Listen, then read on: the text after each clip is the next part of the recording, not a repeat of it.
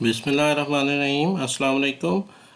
हम gas power cycle discuss कर रहे हैं और उसमें एक न्यूमेरिकल है एग्जांपल 9.6 सेंजल की थर्मोडायनेमिक्स की बुक का, उसको डिस्कस करना है हमने। और इसमें आइडियल ब्रेटन साइकिल, जो आइडियल साइकिल होता है गैस टरबाइन पावर साइकिल का, उसको कंसीडर किया गया है। हमारे पास जो है वो प्रेशर रेशो गिवन है इक्वल टू 8 और gas temperature at inlet of compressor और gas temperature at inlet of turbine जो है वो भी हमें प्रोवाइड किया गया है। हमने एयर स्टैंडर्ड एजम्पशन यूज़ करनी है और रिक्वायरमेंट हमारी ये है कि gas temperatures at exit of compressor and turbine वो फाइंड आउट करें, back work ratio find out करें and thermal efficiency of this ideal Brayton cycle जो है वो फाइंड आउट करें। सबसे पहले जो है हम एजम्पशंस देख लेते हैं।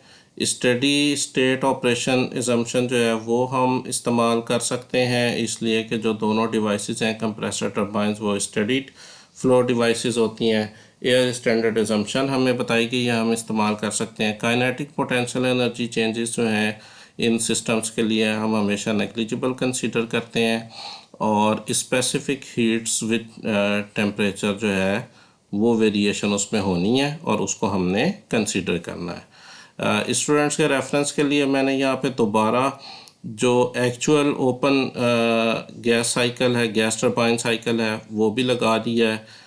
एक्चुअल में ये होता है कि कंप्रेसर होता है, फ्रेश एयर वो इनलेट कर रहा होता है, कंप्रेस्ड एयर जो है वो फ्यूल के साथ बर्न होती है और जो हॉट गैसेस हैं वो टरबाइन में जब एग्जॉस्ट होती हैं तो वहाँ से वर्क आउटपुट होता है। इसके एनालिसिस के लिए हम इसके इक्विवेलेंट एक closed cycle gas turbine engine को कंसीडर करते हैं। उसमें जो कंबस्टन चैम्बर है उसको हम रिप्लेस कर देते हैं एक हीट इनपुट प्रोसेस से, और टरबाइन से जो गैसेस एग्जॉस्ट हो रही होती हैं उस प्रोसेस को हम रिप्लेस कर देते हैं एक हीट आउट प्रोसेस से। तो ओवरऑल जो क्लोज्ड साइकिल बनता है वो ये फिगर 9.31 में बताया गया और ये इस एग्जांपल से पहले आप लोगों ने फिज़िकल लेक्चर्स में इसको हमने डिस्कस कर लिया, इसका एनालिसिस कर लिया हुआ है। अब जो है इस प्रोसेस की टीएस डायग्राम देख लेते हैं। ये इसकी टीएस डायग्राम है for ideal Brayton cycle.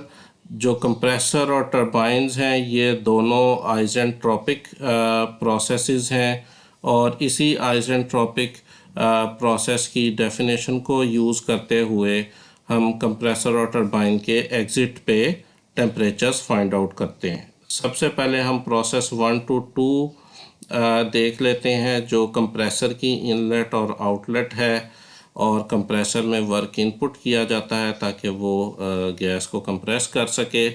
Inlet temperature हमारे पास है 300 केल्विन।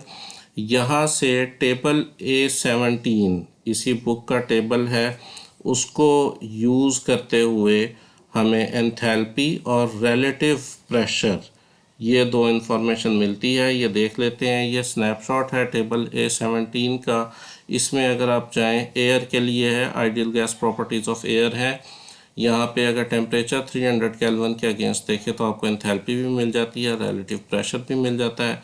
रिलेटिव प्रेशर और रिलेटिव स्पेसिफिक वॉल्यूम्स का कॉन्सेप्ट जो है ये page 350 and page 351 of this book उस पर गिवन है, वहाँ से आप उसको फर्दर पढ़ सकते हैं। ब्रीफली ये है कि रिलेटिव प्रेशर एक डायमेंशनलेस क्वांटिटी होती है, it's a function of temperature, और आइसेंट्रोपिक प्रोसेसेस के लिए जो है वो pressure ratio is equal to their relative pressure ratio. और ये डाटा जो है वो टैबुलेट किया जाता, टैबुलेट फॉर्म में हमें मिल जाता है और हम इसे यूज़ कर सकते हैं। तो इनलेट पॉइंट पे हमने टेम्परेचर को यूज़ करते हुए एंथैल्पी और रिलेटिव प्रेशर फाइंड आउट कर लिया। प्रेशर रेशो हमारे पास है, वहाँ से हमें एग्ज़िट पे रिलेटिव प्रेशर पता चल गया जो कि 11.09 था। इस रिलेटिव प्रेशर को यूज़ करते हुए अगेन हमने इसी टेबल से, टेबल A17 से टेम्परेचर देखा कि रिलेटिव प्रेशर के अगेंस्ट टेम्परेचर क्या था, वो टेम्परेचर 540 था। ये यहाँ से देखें रिलेटिव प्रेशर हमने देखा कि यहाँ पे कहाँ पे है, इसके अगेंस्ट टेम्परेचर भी देख लिया और एंथैल्पी की वैल्यूज़ भी हमें मिल गई। तो इस तरह से कंप्रेसर की एग्ज़िट पे हमें टेम्परेचर भी पता चल गया और एंथैल्पी भी पता चल गई है। एंथैल्पी हमारे काम आएगी बाद में work input work output calculate करने में। बिल्कुल इसी तरीके से अब हम आइजेंट्रोपिक प्रोसेस 3 to 4 कंसिडर करते हैं। ये टरबाइन को इन्वॉल्व करता है। T3 जो है वो टरबाइन का इनलेट टेम्परेचर है, हमारे पास है। वहाँ से एंथैल्पी और रिलेटिव प्रेशर हमने मालूम किया और फिर उसी रिलेटिव प्रेशर के रिलेटिव प्रेशर से हमने एग्ज़िट पे टरबाइन एग्ज़िट पे रिलेटिव प्रेशर फाइंड आउट किया और रिलेटिव प्रेशर के अगेंस्ट टेम्परेचर भी देख लिया और एंथैल्पी भी देख ली। इस तरह से हमें टरबाइन का एग्ज़िट टेम्परेचर भी पता चल गया। अब जो है बैक वर्क रेशो कैलकुलेट करनी है। बैक वर्क रेशो बेसिकली ये होती है कि जो टरबाइन का वर्क आउटपुट होता है उसमें से कुछ वर्क जो है वो कंप्रेसर को चाहिए होता है, क्योंकि कंप्रेसर्स वो डिवाइसेस हैं जो वर्क इनपुट लेती हैं और गैसेस को कंप्रेस करती हैं। और क्योंकि ये एडियाबैटिक प्रोसेसेस हैं तो इसके लिए कंप्रेसर का वर्क इनपुट जो है वो एंथैल्पी चेंज के बराबर है। इसी तरह टरबाइन का वर्क आउटपुट भी एंथैल्पी चेंज के बराबर है। काइनेटिक पोटेंशियल एनर्जी चेंजेस को हमने निगलेक्ट कर दिया हुआ है। तो एंथैल्पीज़ हमारे पास तमाम की तमाम मौजूद हैं। हमने पिछले पार्ट में जो है वो एंथैल्पीज़ कैलकुलेट कर ली हैं, उनका डिफरेंस कैलकुलेट किया और उनकी रेशो से हमारे पास बैक वर्क रेशो आ गई है। बैक वर्क रेशो से ही हमें ये पता चलता है कि तकरीबन 40.3% जो टरबाइन की आउटपुट है उसका 40.3% जो है वो कंप्रेसर को ड्राइव करने में लग जाता है। इसके बाद लास्ट पार्ट है जिसमें इस साइकिल की थर्मल एफिशिएंसी फाइंड आउट करनी है।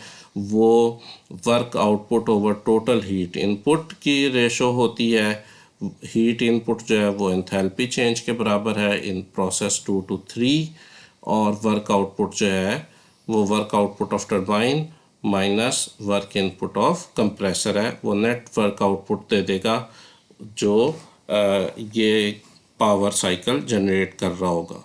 इन दोनों की रेशो से थर्मल एफिशिएंसी हमारे पास आ जाती है जो कि 42.6% है। ये आइडियल ब्रेटन साइकिल था तो इसकी एफिशिएंसी गिवन कंडीशंस पे 42.6% है। इससे अगली एग्जांपल में नेक्स्ट एग्जांपल में हम इसी साइकिल